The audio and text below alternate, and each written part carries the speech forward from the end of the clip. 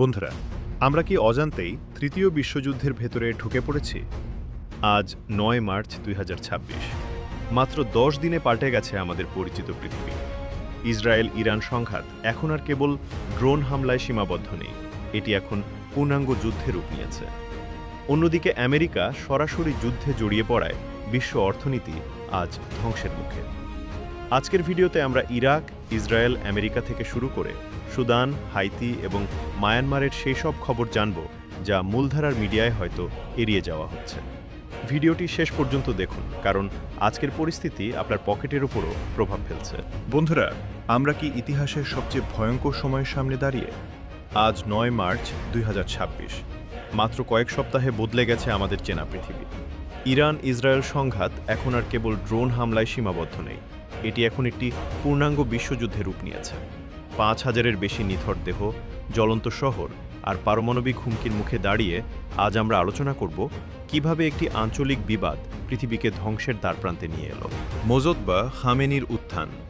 Ayatollah খামেনির পরবর্তী উত্তরাধিকারী হিসেবে মোজতবা খামেনি দায়িত্ব নিয়েই ঘোষণা করেছেন চূড়ান্ত বিজয়। ইরানের হাজারো ফাত্তাহ মিসাইল এখন ইসরায়েলের দিকে তাক করা। ইসরায়েলের পাল্টা আঘাত। তেল আবিব ও জেরুজালেম এখন ধোঁয়ায় আচ্ছন্ন। হিজবুল্লাহর উত্তর দিক থেকে আক্রমণ এবং দক্ষিণ থেকে ইরানের হামলা। ইসরায়েল কি পারবে টিকে থাকতে? আমেরিকার সরাসরি অংশগ্রহণ। প্রেসিডেন্ট ট্রাম্পের নির্দেশে মার্কিন নৌবাহিনী এখন লোহিত সাগরে। অপারেশন এপিক ফিউরি কি সফল হবে, নাকি আমেরিকা আরও এক ভিয়েতনাম যুদ্ধের মুখে? পুতিনের নতুন অস্ত্র। রাশিয়া এখন ইরানকে সরাসরি হাইপারসনিক মিসাইল সরবরাহ করছে।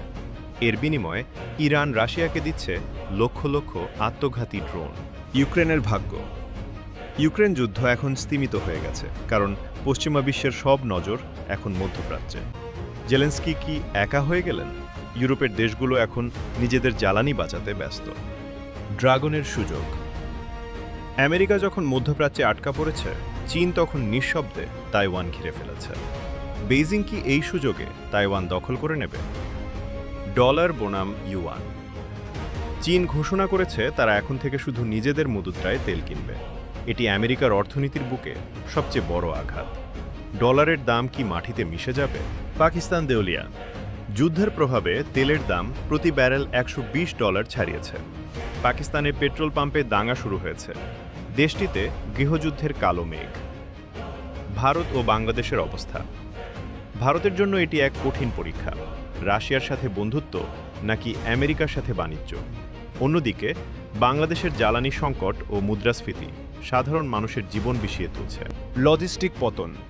সুয়েজ খাল ও লোহিত সাগর এখন যুদ্ধের কারণে বন্ধ। জাহাজ চলাচল বন্ধ থাকায় বিশ্বজুড়ে খাদ্যের অভাব দেখা দিচ্ছে। সুদান ও হাইতির মতো দেশগুলো এখন মানচিত্র থেকে মুছে যাওয়ার পথে। অর্থনৈতিক ধস। শেয়ার বাজার প্রতিদিন বিলিয়ন বিলিয়ন ডলার হারাচ্ছে।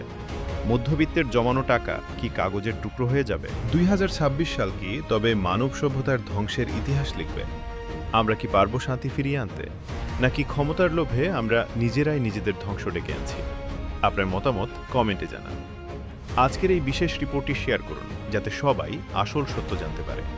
পরবর্তী আপডেটের জন্য আমাদের চ্যানেলে নজর রাখুন।